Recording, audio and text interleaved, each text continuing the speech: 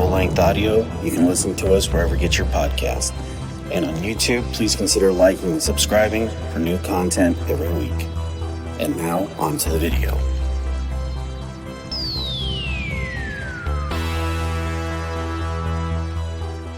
We're going to be celebrating St. Patrick's Day. And St. Patrick's Day to me has always been one of those holidays where, you know, I think my favorites are probably Halloween and Christmas. Only because Halloween's so cool. It's, you know, you got that dark, scary mystery type thing to it. And of course, Christmas, you know, you're celebrating with family. So, but with that, I think that St. Patrick's Day is one of those where it's just a lot of good celebration, you know, and it makes you feel like the end of a winter, and you're excited to get the heck out of the house and not freeze half to death. And that's kind of what St. Patrick's Day is kind of meant to me. I will probably start this off with talking about the leprechaun itself and kind of the history and, you know, kind of where we're at with that and what started the whole thing. And in studio today, I've got Nicole, and she's done quite a bit of research on this. So what did you find? What were some of the interesting facts you kind of discovered? Well, there was lots of research done, and there are different stories of where they think it originated. But what seems to be the most popular is the leprechaun is known to be of the fairy family. So okay. in Ireland, Scotland, Wales, all those Celtic type areas, they do believe in a lot of different stuff I was finding. Right. Which is some I already knew about, some I didn't. But the fairy family is very wide. They have a different fairy for this, a different fairy for that. So the leprechaun is supposed to be a child of an evil spirit and a degenerate fairy, which is why it's not actually good or evil. That's interesting. I was just going to say, so it's not really a fairy, but it's from the fairy family. Yes and no. Okay. Some people will say it's a fairy. Some people will say it's just part of the fairy family, or they're kind of the head of the fairy family. So not just a clever little mascot for a cereal box. No. Americans, we like to take things from other countries and turn it into our own, usually goofy thing, right. and I think it's pretty offensive. Yeah. In a lot of ways. And you know, while St. Patrick's Day is an important holiday for us, I think we sometimes take it too far, and it does become offensive to the Irish when it should be, you know, celebrating a community of people that most of us have descended from. I think even today, I mean, there are a lot of people in Ireland that do believe in leprechauns. Sure. They swear that they've seen them. You know, and whether or not they've actually seen them or they've seen something like them, or, I mean, we can't just say that it's all in their head and they're just making stuff up, because we have our own thing as Americans that we say that, like Bigfoot. Yeah. You know, how many actually Irish-born people that live in Ireland are going to believe in a Bigfoot? It is important to me. You know, I'm a descendant of Irish Americans and Scottish Americans and lots of a whole different thing of European, but a lot of Irish. Yeah. And if it weren't for them, I wouldn't be here. Everybody talks about these things that just, they can't exist. There's no way it exists. And you know, we allow ourselves to believe in this, but not believe in that. And there's so much kind of, I guess, hypocrisy in the whole thing, because, you know, there was this thing for many, many years, and this is probably telling my age a little bit, but, you know, we always talked about the giant squid. You know, that was the thing. I think it was in, you know, 20,000 Leagues Under the Sea or something like that. And there was this huge giant squid that I guess would, you know, hunt boats. And everybody said, well, there's no way that could exist. It doesn't exist. There's no way, you know. Well, guess what? We freaking found one. Yeah. It happens. You know, so, yeah. What's kind of the origin of it? Well, first I'm going to say a lot of these words are of a Gallic nature, and I'm going to say I do not know how to pronounce them. It's hard to find pronunciation, and so if I butcher it, I am very, very sorry. Yeah, sure. But I will do the best that I can. Okay. So the first record of them, tales of seeing leprechauns, first emerged in the 8th century. And it says when legends about tiny water dwellers began circulating among the Celts. Okay, so if you don't know much about Irish history, I mean, they're what the people are today have descended from lots of different things. I mean, there have been people move in as you would just any other country. The original Gallic people are not the same as the people that are there now. Sure. There's a lot of mixed. So the Celts were, one of those basically tribes of people. Kind of druid type.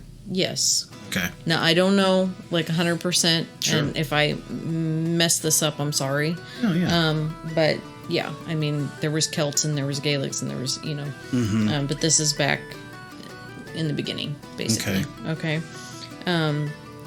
They think that the name for leprechaun originally came from the word leprechaun, okay? Sure. Which means a small body.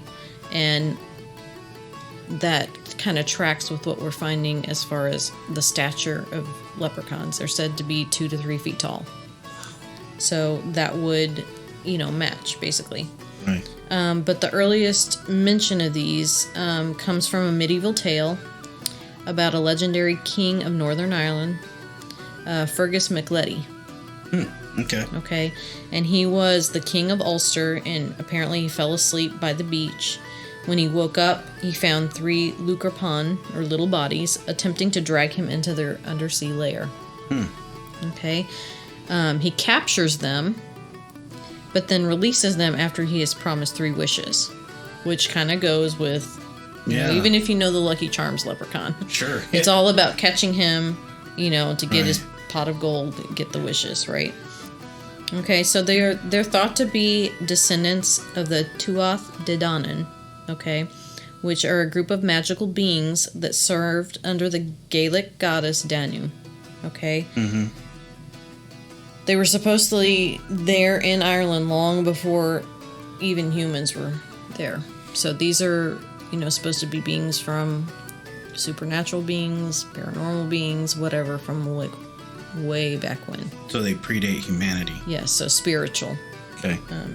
Is from what I understand. There's no female leprechauns. Okay. There's different sources that say that the leprechauns are actually unwanted children of the fairy community. So the fairies don't want one, they kick it out. The black sheep of the fairy family. You're forced to be a leprechaun. Live solitary, Sure. solitary life. That's interesting because if you think about it, just from an everyday standpoint, and I know this is going to sound really bad and it's really not intended to, but in those times, if you were to have a child that was 2 to 3 foot, maybe those families felt like that was maybe an abomination, or maybe that was just it was better for them to either cast them out or, God forbid, kill them, because maybe in those times they thought they weren't going to be able to live a very fruitful life. So it tracks a little bit, and unfortunately kind of how people in certain societies will sort of do that. And I know you can look at Game of Thrones, say, for example. You had Tyrion, who was the imp, right? Mm-hmm. And they wanted to cast him out too. In fact, his dad tried to kill him. So, that's kind of couples with that. Especially in the early days. But you've got paganism there, which, most people don't know this, but a lot of American holidays are from pagan beliefs and things that they did. Right. That they basically had to hide when they came to America, or they would have been slaughtered by the Christianity part of it. Yeah. And so they turned Christmas as a pagan holiday. Mm-hmm. Halloween is a pagan holiday. Sure there are is. a lot of things ingrained in our American culture that come from these areas of the world that most people have no idea Yeah. that they come from. Like in Christmas, the Christmas tree, that's pagan. Is it really? Yes. I don't think I knew Halloween, jack-o'-lantern, that. Yeah, that I knew. Yeah. that's Irish. But they use turnips instead of, I remember that. pumpkins. So, I mean, there's a lot of that stuff, so if they did do that with their kids, and they somehow survived like that, they would be alone. They would be, And wouldn't out that, there in the woods living by themselves. Yeah. And wouldn't that in turn make you probably not the easiest going person? Yeah. And because they're known to be grouchy. They're known to be untrusting and solitary. So I mean, it is a theory, one of our theories, but it doesn't necessarily mean that's what it is. But no. Yeah, I mean, that's interesting as far as the descendants and kind of where the legend comes from. What else did you discover? Well, right now, when I say leprechaun, I'm going to give you guys a second just in your head. Like, what do you think of when you hear leprechaun? Okay. Red hair. I'll tell you what I see. Right?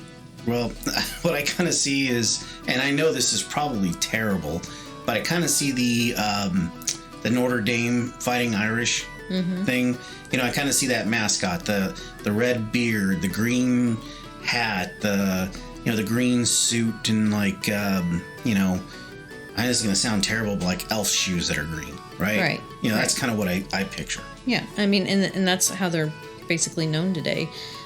They're, everything's green, and it's like an old little man dressed in a hat and suit, wearing buckled shoes, and possibly smoking a pipe. But this is not how they actually originated, or how they were originally known. They were usually depicted as wearing red, and they would wear different three-cornered hats. Interesting. Okay. But they've evolved into this green-wearing little man, and they think it's because, when you think of Ireland, you think of the color green. It's on the Irish flag, and we call Ireland the Emerald Isle. And I wonder where, and I don't know that we even found this, but I wonder where that changed. I mean, for what reason? That I don't know. It almost makes you wonder, because St. Patrick's Day kind of happens during the March. end of the winter. So you want to spring. Right, you want to think of spring. So spring is typically green. So Right.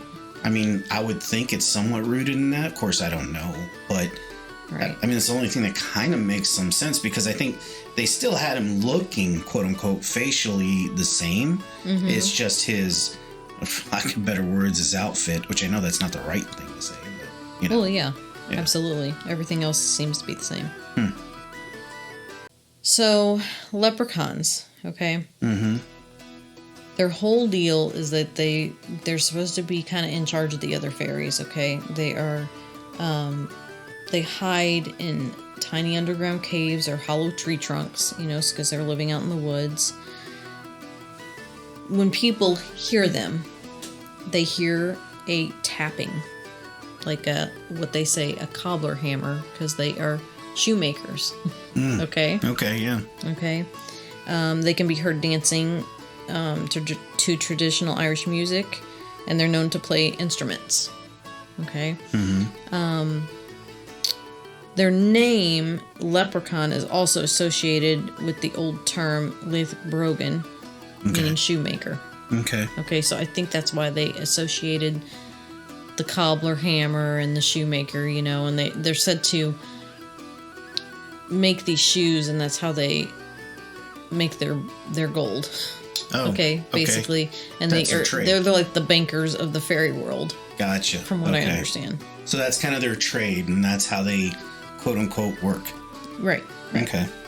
And they control the money because the other fairies are very frivolous with their money. So they kind of, they're Chase Bank for the fairy world. Okay. Bank of America, but Bank of Ireland, right? Yeah.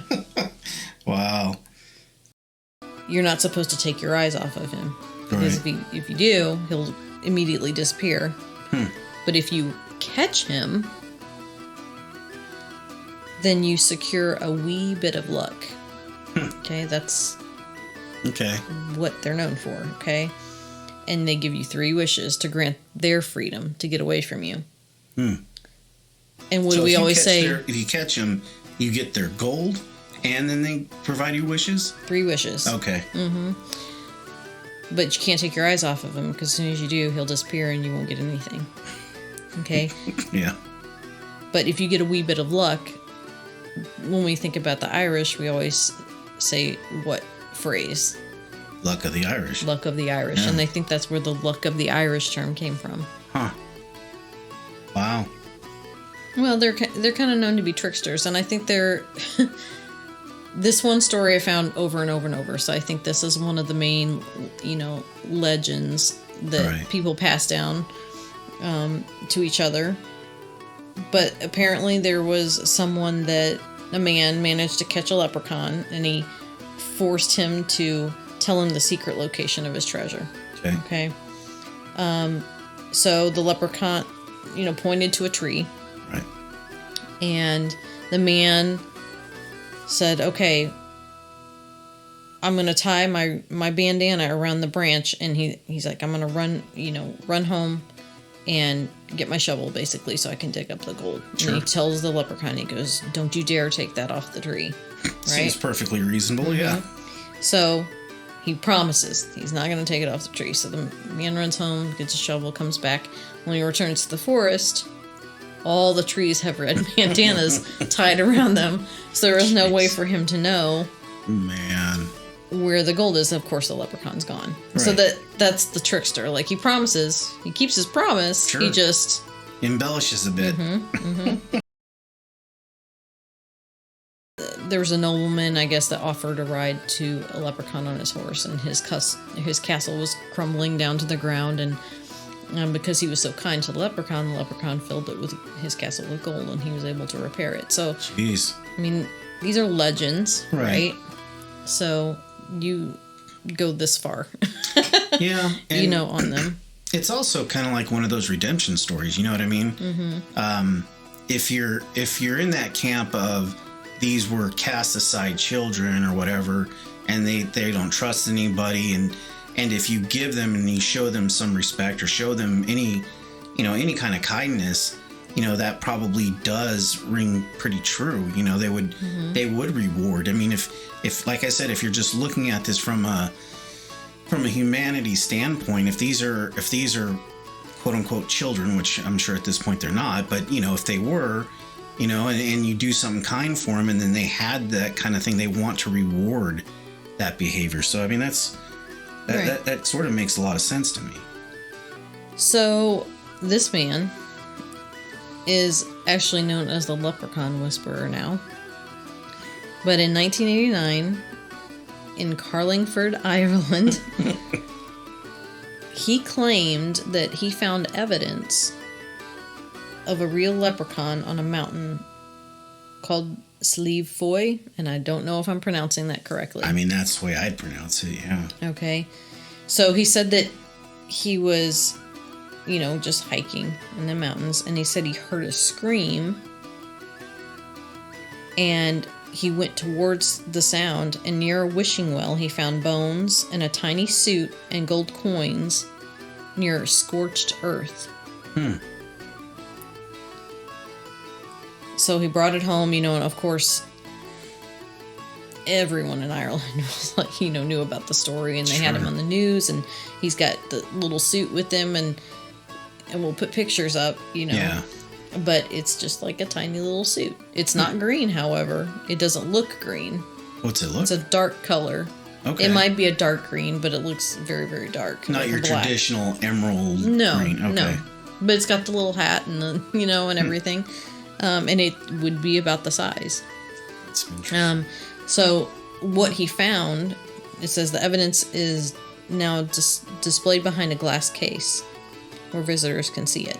Okay. So now, because that happened, every year they have a leprechaun hunt at Sleafoi. Okay, and people come from all over the world. Is it kind of like an Easter egg hunt? Kind of. Yeah. Kind of like that, yeah. I mean, they hide like ceramic leprechauns on the mountain. Okay. Oh, okay. Yeah. And they do put, money under it. And you do have to pay for a hunter's license beforehand, which I think is a little funny. It's pretty funny. A hunter's license. That's interesting. It's not like they're hunting deer, but it is pretty funny. Mm-hmm. Well, it's just part of the whole celebration. Sure. Makes sense. So I just want to bring up this leprechaun whisperer one more time. Okay. His name is Kevin Woods. Okay. Okay. The last leprechaun whisperer? Yeah, I mean, he's the one that, found the outfit and the bones and everything. But he did something pretty remarkable. Okay. So he spent 19 years campaigning for the part of this Sleafoi mountain, which is in the Cooley Mountain Range in Ireland, which is important to me because my grandfather's last name was Cooley. Right. It's pretty awesome. But he campaigned to get this area protected by the European Union. Wow. Because somehow, I don't know how they came up with this number, there's supposed to be 236 leprechauns that still live in the caverns inside this mountain. Okay. It's kind of an arbitrary number, but yeah, still. Yeah, so it's under the EU Habitats Directive to protect the flora, fauna, and wild animals. Mm-hmm. He got it passed, and in 2009 they received protection with big brown EU signs up on the hill that says it's protected land. Interesting. So nobody can go in and build anything, or he's kept it protected for the leprechauns, which I think is actually, absolutely remarkable. Yeah. That he actually went to a government entity and said, "We need to protect this for leprechauns."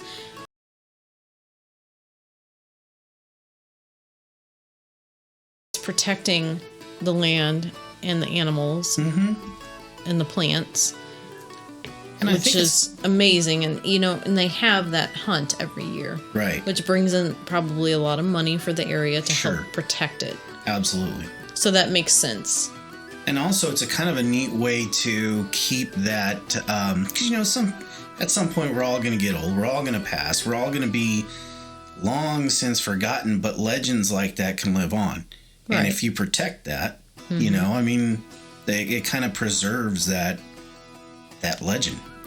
Yeah, and somebody actually interviewed Kevin, about basically why he has this hunt. Is it just to make money? Mm-hmm. And he said no. He said, but he goes to for every person who stops believing, another leprechaun spirit dies, and so the hunt increases the likelihood of more people believing. Which I think is awesome. Yeah. When I hear that, I think about one of my favorite books as a child, named Disney movie, Peter Pan. Sure. Okay. So J.M. Barrie, the one that wrote Peter Pan, is actually of Irish descent. And in the book, he talks about, Tinkerbell, basically. If they stop believing in her, right. The fairies die off, which I think is interesting. That was the first time I ever heard that, and I thought that was just a childhood, thing in a Disney movie. Sure. But it goes back to those myths and those legends and that lore that comes from Ireland, right. About the fairies, and leprechauns supposed to be a part of that. So the fact that this man has done all this to try to protect the land and keep them alive and make sure people believe in them, I don't even know what to say about it. You're right. It is kind of a loss for words because, it's certainly not something that you see every day, you know, and it's not atypical of a. I hate to say this because I'm a very proud American, but it doesn't seem like something an American would do, at least not for a leprechaun. Sure, we would do it for, I would like to think we'd do it for certain animals and stuff like that, but the fact that it comes from protecting a mythical, basically a mythical, I don't want to say beast, but just a mythical creature. Yeah, creature, thank you. Yeah. That says a lot about, number one, that says a lot about the people of Ireland in that area, that not only are they sort of keeping this mythology alive, but they're nurturing it, and they're perpetuating it. They're making it more, you know, they're advancing it, and not just keeping it as like a dead myth of some sort.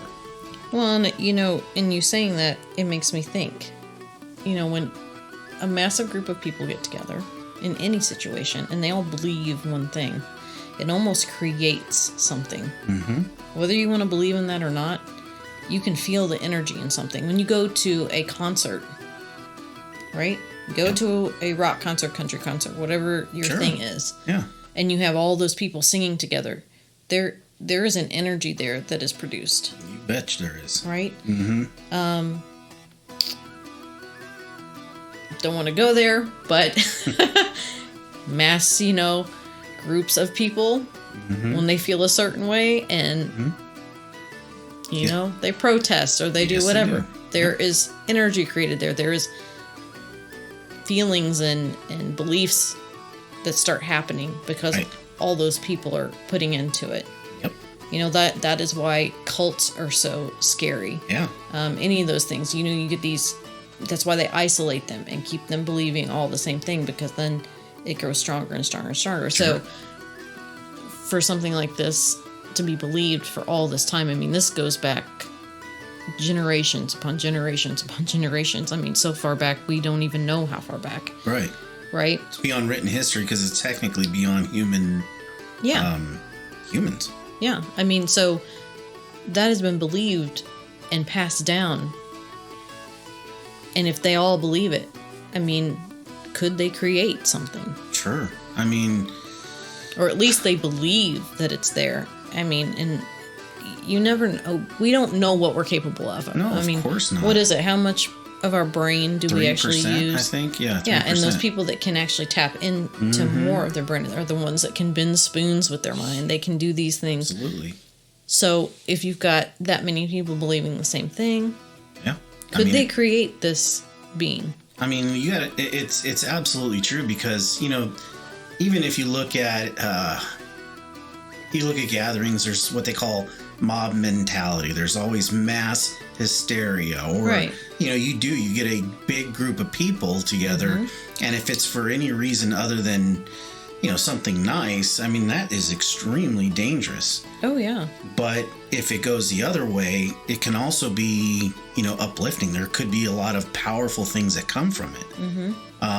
And I think that's generally where the genesis of protest comes from, is that if you get enough people together to perpetuate an idea, or even just to gather for comfort, that creates an energy, you know? Yeah, absolutely. It is, and I've seen it happen, even concerts. I mean, what's the last concert we went to? Wallflowers. Wallflowers, there you go. Which was awesome. And you know, you just think about that energy, you know, it's not an uncommon thing. So if you have enough people and they could perpetuate an idea, why couldn't that spawn a reality?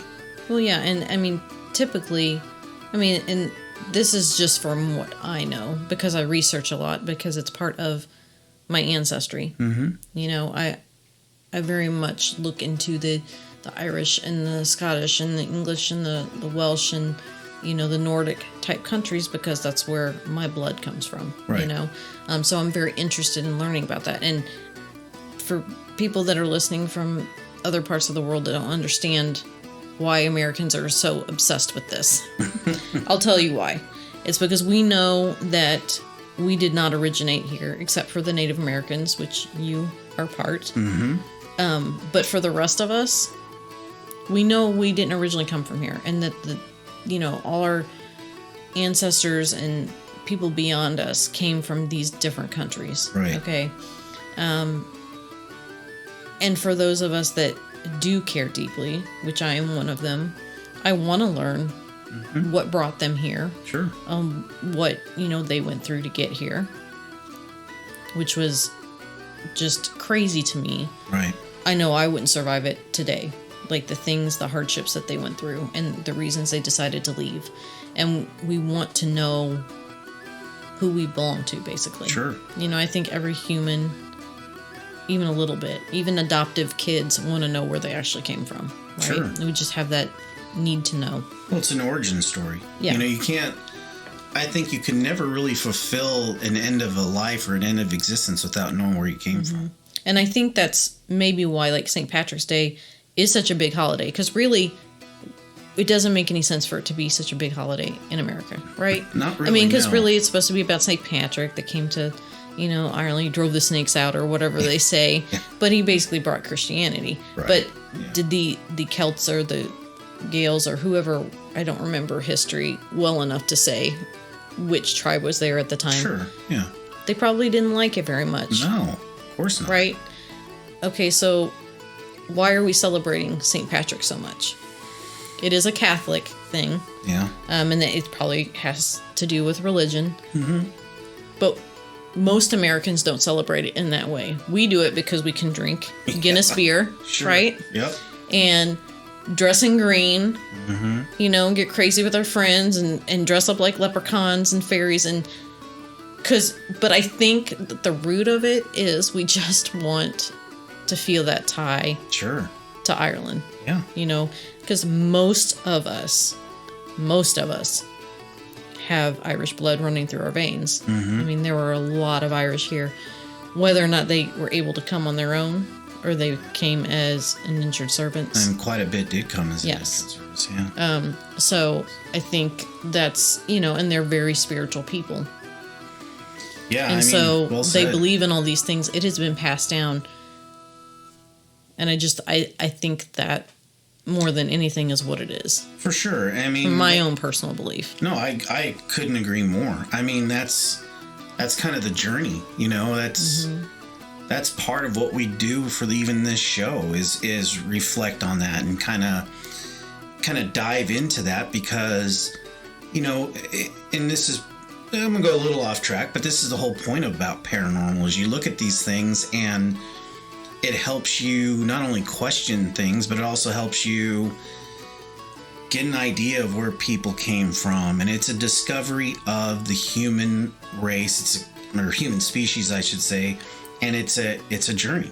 That's the whole part of it. And it's out of the norm, paranormal. It is what it is. So no, I agree 100%. And, I'm glad you brought that up for sure. And, kind of getting back to it, there is some proof, whether or not you choose to believe that that's what this physical proof is, but and it's not just with leprechauns, which we're going to get into here in a second, but you do find every once in a while these little nuggets of possibility that help kind of keep that momentum going. Oh yeah. So kind of case in point, 2002, and this is an interesting one. There's even a picture which we'll definitely put up in either the Facebook group or wherever. But so in 2002, the remains were found at a haunted castle, Carrigapuka, I'm guessing, sure, and that's in Cork. And so they found these remains, and when I say remains, the picture that I'm looking at, I know is a reproduction, right? That's not the actual right. remain. They took the skeleton, and I think an Right. artist dressed it up. Yeah. Yeah. So, looking at this thing, it's a little frightening, but so at any rate, Very menacing. Yeah, it's very menacing, and you look at these teeth, and you wonder how much of that is, I don't know, taking liberty. Yeah. I'm sure there's some of that, but At any rate, it's a ruined 5-story. We're going to talk about the castle. It's a ruined 5-story rectangular tower house situated on a steep-sided rock. The skeleton remains were then recreated, as we said, but no, it's again just kind of talking about this reproduction. If you saw this and you had any kind of, if you thought these were real and you saw this thing and it looked like that, I'd believe in leprechauns. Yeah, I'd believe. And then I'd be scared. Yeah, and again, we will definitely put this up in the Facebook group, and when we do video later, we'll definitely have it in there. But yeah, that'll definitely keep. And first of all, we'll get into this in another episode, I'm sure. But I don't like dolls as it is, so looking at this thing, man, that is one horrifying image. Mm-hmm. The teeth. Yeah. The teeth get me. Yeah, the teeth. And what? Yeah, I'm kind of at a loss for words, not only with the teeth, but you look at the hands, and it's like proportionate, and yeah, I'm not a fan. That's kind of scary. Oh man. So we can talk a little bit about some celebrations, some well-known celebrations here shortly, and we can kind of go over a few different things. But what did you want to cover after that? Well, there was one thing that has been found that is the most convincing of everything that I've seen. And it's recent. Well, as recent as can be. I guess it wasn't as recent as I'm thinking. Time has passed. Recent enough, really, for us. But in 2018, there was a team of archaeologists from a university in Scotland that were doing a dig on an island, and I don't know how to say this, Ibrazel, off the west coast of Ireland. Okay. Yeah. And they had dug, I know, in a bunch of, I guess it's a set of little islands, and they were digging, and they found old pots and here and there. Okay. Sure. But the island is like about 9 square miles. Wow, that is small. Okay, of all the little ones, I think. And so the third one that was more inland from the island's north shore is where they found what I'm about to talk about. Okay. So they were digging, and they found these bones, and they thought, at first it was like a small child. Okay. Sure.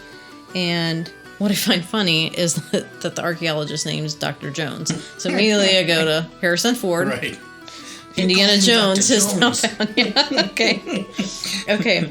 But they carbon dated the bones and, used their forensic analysis.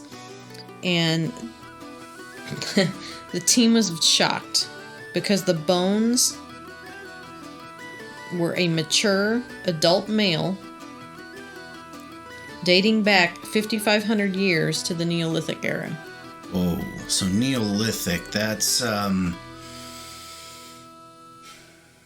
Stonehenge type, right? That's pretty no, that's further back. That's further back. Yeah, so that's almost prehistoric time. Mm-hmm. Ooh, okay. Okay, so they did skeletal reimaging. They were able to rule out that he didn't have dwarfism. Okay, so it wasn't a dwarf or any other developmental defects that could have resulted in him being, small or stunted. Right. Okay. Instead, they were looking at a fully grown and proportioned adult measuring just under 3 feet. When they did the test for age of death, they could do that from the bone. Mm-hmm. They kept coming back flawed. They thought it was flawed because the results kept telling them 5,800 years. Wait, so you're telling me that... Like 3,582 years. That's how old the person was at time of death? Yes. Whoa. At time of death. 3,582 years. Yes. And so they kept saying, something's wrong with this. But the test kept coming back in that range. That is... I don't even really know what to say about that. That's... Mm-hmm. And what's interesting is that near the dig site, like around the body, they found iron pots.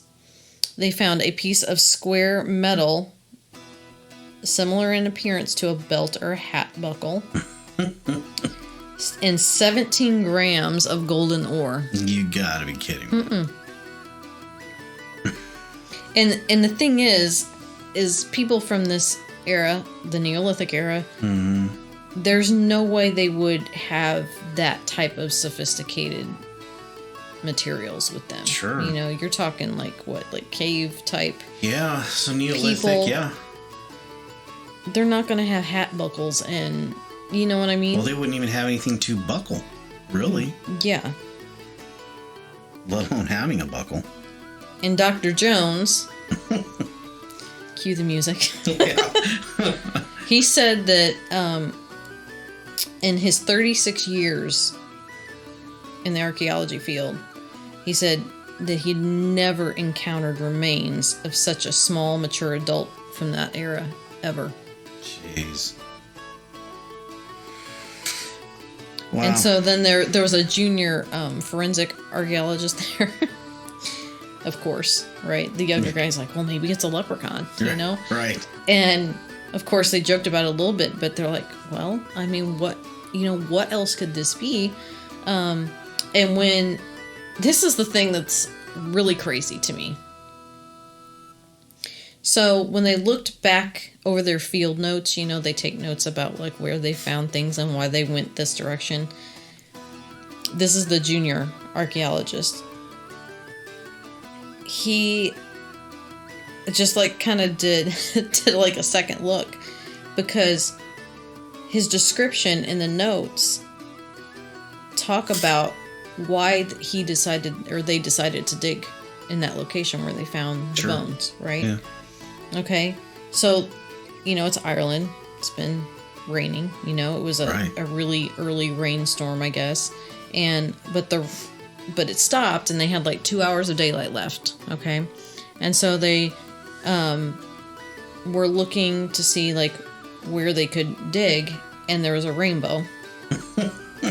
Okay. And it was pointing straight into a clearing that they hadn't dug yet. Wow. And so they decided to dig there. And what they found were these bones and the gold. And there are pictures. So, you know, the first picture is of them digging around the skull. Yeah, probably when they're thinking, okay, we found a child. And then the second is like of the full body. Yeah, I see that here. And we'll put that in, you know, on the Facebook. But yeah. I mean, and it doesn't look... I mean, it looks proportionate to me. Yeah, I mean, if you didn't tell me that these bones were from a 2-foot individual, I would just think you were getting kind of a shot of a normally, I wouldn't say normal, but an atypical bone skeleton. Well, yeah, I would have thought a child. Yeah. You know, because they're proportionate for the most part, you know, especially when they get to be, you know, a little bit older of a child, which is kind of what it looks like. But you know what I see that really that telltale sign of it not being a child is the teeth. What child has that many teeth? Well, they don't. Yeah. Right. Well, they do at a certain age, but not at 3 foot tall. Right, not 3 foot. I mean, 3 foot would be what, a toddler? I mean, well, maybe even, you know, they would certainly not have a full set of choppers that look... Not like that. Right, and if you look at some of these, they are what we would call long adult teeth. They're not, you know, small little kids' teeth. No. They're certainly not scary like... No. The other one. No, God, no. And again, I still think there's some liberties taken on that one for sure. But what why I'm more likely to believe these are scientists, right? Right. These aren't just hikers saying, oh, I found this. Right. These are actually scientists, archaeologists, and they're not going to just say, oh, this is a leprechaun. No. If they don't have any other way to explain this. Sure. And obviously... Indy has no idea how to explain this. Yeah. Right? That's hilarious. Wow. And the carbon dating, the bones, all that stuff, that makes no sense. What? There's no explanation there. I tend to try to think very rational about these things, especially when it comes to science, but if they ran this test over and over and over again and they get the same result, it's not a flub at that point. No, it's not a flub. And it gets really harder and harder to refute that the more times you take it. Yeah. It's measure twice, cut once, right? Yeah, it's the same thing. Yeah. Because you're more likely to mess up if you only try it once. But if you've tried it multiple times and it's coming back, I don't know how to explain that. No. And if we were talking about, some of the early days of carbon dating, okay, I can have a few errors. This is 2018. Yeah, this is 2018. So it's not like, it's not like it was so long ago that we didn't perfect carbon dating. Right. Wow. So I found that one extremely interesting. No, I would think that given everything that we've covered today, that to me is the one that holds the most probability. We look at the one where they did the, scary teeth thing. That to me is more in keeping of the traditional, except for the teeth, the traditional, quote unquote leprechaun look. Evil little spirits playing tricks. Right, exactly. Yeah. Whereas that right there, when you guys get a chance to look at these pictures, that's pretty impressive. That is one of those aha moments where, again, you have this mythical thing and you think, well, there's just no way it can exist. And every once in a while, something comes along and says, maybe not so fast. Yeah. Well, that is interesting with leprechauns. I never thought that I'd take such a deep dive on something that, as a kid, you just go, well, St. Patrick's Day, leprechauns. I just want the marshmallows on my just cereal. want the marshmallows. Let me eat this thing. You can throw away the oat stuff. I just want the marshmallows, right? Yeah. But, when you break it down and you look at it, it's quite an interesting story because, again, it's one of those mythical beings or cryptid or whatever you want to say that has been around my entire life, has been around probably everybody's life for so long that we just automatically think that's just a myth. And, there is some reality to it. And especially if you're in Ireland, Oh, absolutely. They believe in leprechauns. They believe in fairies. Now, I'm not going to say every single citizen believes that, but a lot do. And you've got to think, even if it's made up, right? This has got to come from somewhere. Sure. Right? Yeah, every story has every some story basis. comes from somewhere. And I don't know that there's a complete explanation for everything. Now, someone did try. Yeah. Okay, obviously, you're always going to have those people. Sure. So, and it's American. Of course, we love to tell everybody else what the deal is. Right. I apologize for that. We're not all like that, but no, we're not. I know we are known for that. Yeah. Thinking we know everything and trying to tell everybody else the deal. But he's a doctor, Dr. O'Neill at Penn State University. Okay, and he studies Irish history. Sure. Okay, so he tried, I guess he wrote a book and he tried to explain as to where these origins came from and why we do this and why we do that, okay? And it is a little interesting. So I will, tell you about what he has said. Sure. Okay, and then we can, talk about it. He says that today's Irish legends stem from stories of real people. Okay. In the 5th century BC, Gaelic invaders discovered a pre-Celtic race in which men were about 5 feet tall. Okay, and I think this is probably proven by, archaeology. Sure. Yeah. The invaders called them little people, and the word eventually morphed into leprechaun. Okay. I don't know how that morphs. Yeah. Words do morph over time. The little people in the leprechaun. Okay, yeah. I mean, well, they called them little people probably in their language. Right. Okay. The Gaelic language. Yep. Okay. So, whatever that is morphed, and that makes more sense. Okay? Right. So, the little people buried their dead with valuables. The invaders believed it was gold. Okay. Okay. He said they could never find these buried treasures, which probably never existed because the little people didn't have vast treasures. He's like, I don't think they mined, let alone coined gold. More likely they would find hunting gear or clay pots. This is what Dr. O'Neill said. Okay. Unable to find an explanation for the lack of treasure, people spun tales that grew into legends. It became widely reported that you could find the burial locations at the end of the rainbow. Why? I don't know.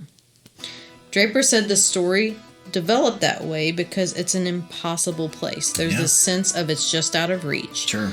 It's just out of reach of mortals. You feel like if you can go close enough, you can touch it, which that makes sense. Yeah, it makes sense. Perfect sense, yeah.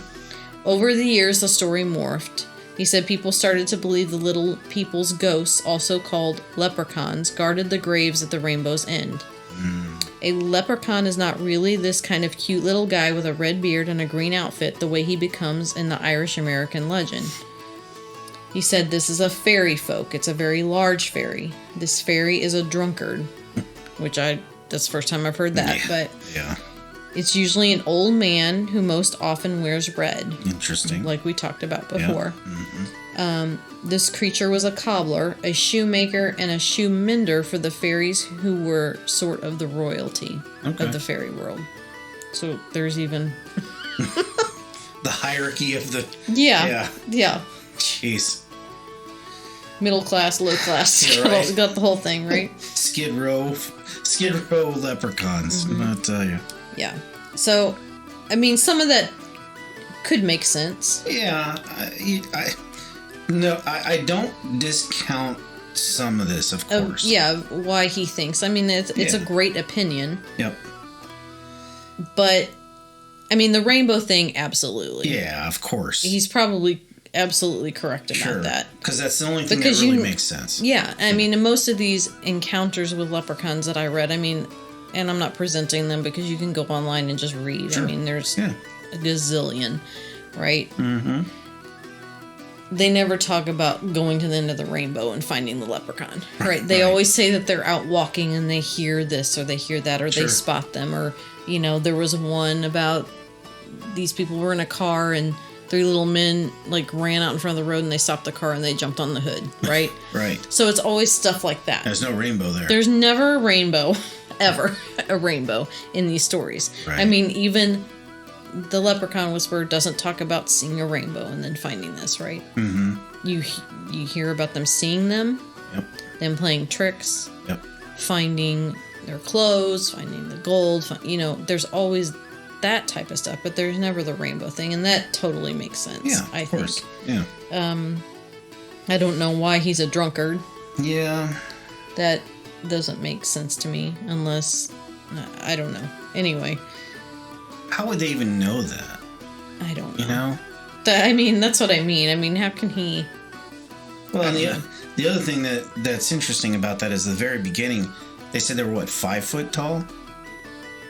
Well, the people were 5 foot tall, and they called them little people compared to the ones that came in were much taller. Right. But even that, at 5 foot, or even a little smaller, we'll just say. Well, they're just saying that the term little people morphed into this leprechaun, right? Right. But even still, that's not 2 foot, 3 foot.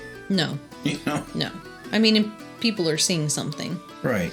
So then he kind of says that, you know, we know St. Patrick, okay? He went to Ireland to convert people to Christianity. Because originally it was pagan, right? Mm-hmm. So despite the mass conversions, so this is basically kind of what I said earlier, pagan myths, legends, and traditions continued. They had to just keep it quiet. Sure. Yeah. Right? They went underground. Mm-hmm. These traditions merged with Christian beliefs. As I would imagine. Okay. Yeah. He explained that Christians view the rainbow as a representation of God's promise to never again destroy the earth with a flood, which is true. Right. Okay.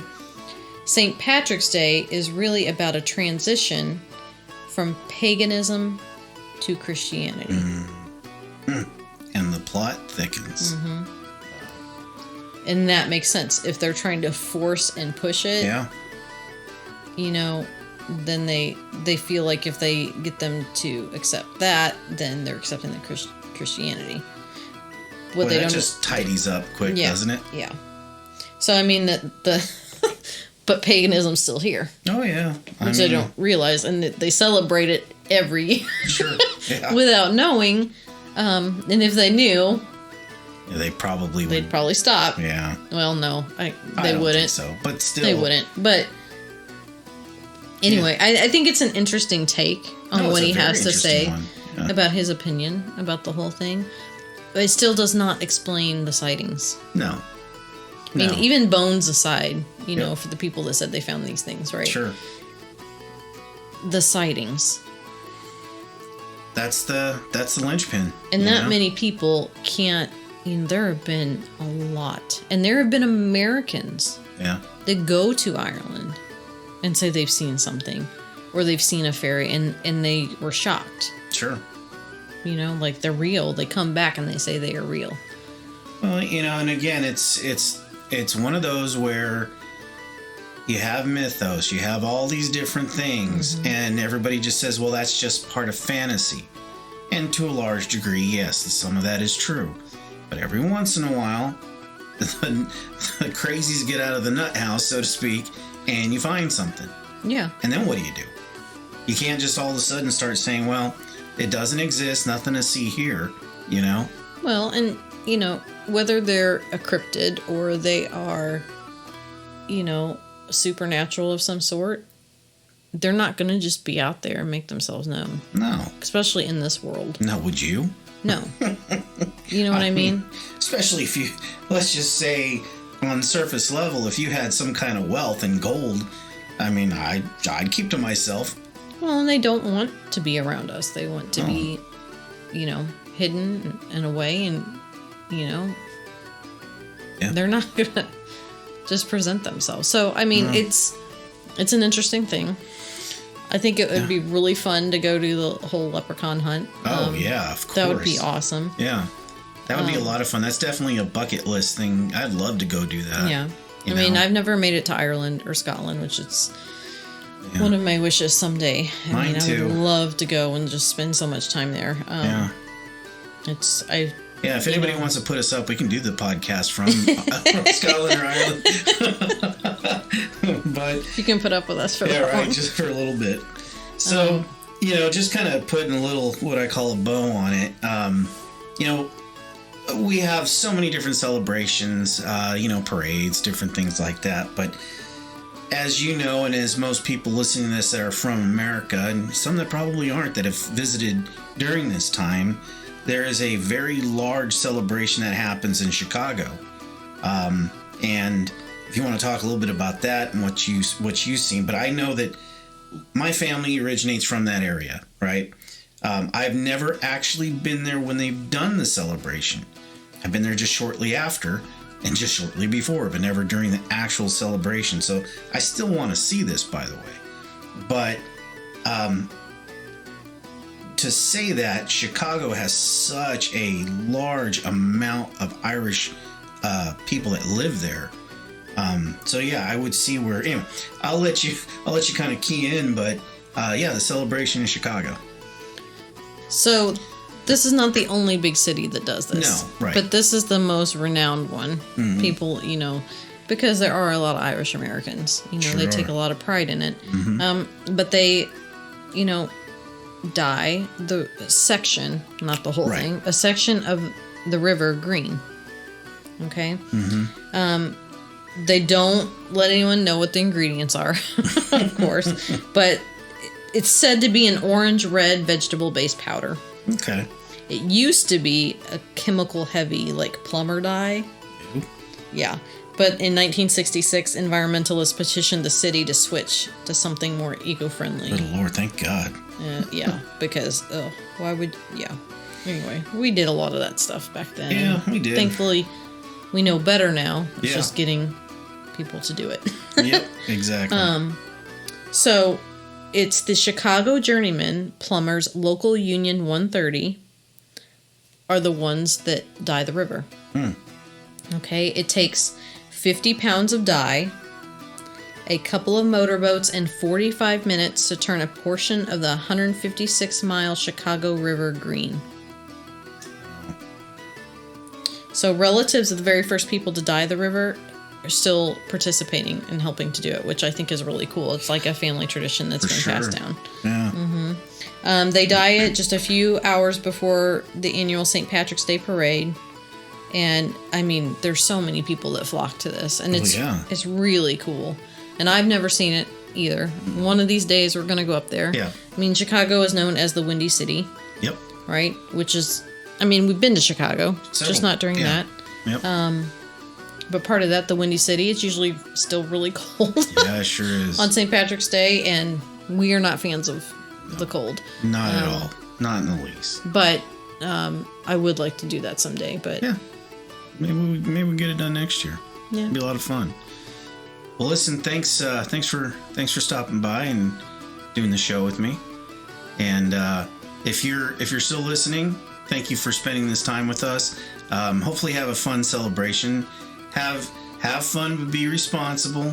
You know, I don't drink so much green beer that things are different colors coming out of you the next morning. So. Have a little fun, be responsible. Anything you want to add, Nikki or Nicole? Yeah, I mean, we have St. Patrick's Day to celebrate the Irish. Right. We need to also remember to be respectful. Yep. And, I mean, take pride in that bloodline because they were fighters, you know. Look how many of their descendants came here. Yeah. And they were, you know, the Great Potato Famine, right? They were starving. They had to leave in order to survive. And they survived. They sure did. I mean, their blood is here. I mean, we are all over the place. We may be mixed with a bunch of other stuff now, but I mean, I am one who likes to honor that. And, and there are a lot of Americans that do. Yeah. And we don't celebrate St. Patrick. We're just celebrating the fact that we have the strong, proud Irish, you know, blood in our veins, and we all would love to be able to tell the Irish people that. So absolutely, and again, I mean, they survived and still going strong. Yeah, they are. I'm one of them. Yeah, right. Well, again, thank you so much for listening, and we'll catch you guys next week. Thank you so much for joining us. Our podcast is available just about everywhere you can put a podcast these days. Also, hopefully coming soon to a YouTube channel near you. We're going to start incorporating a little bit of video content, so we'd love to have you there by the same name, Generation X Paranormal. Thank you and have a great day.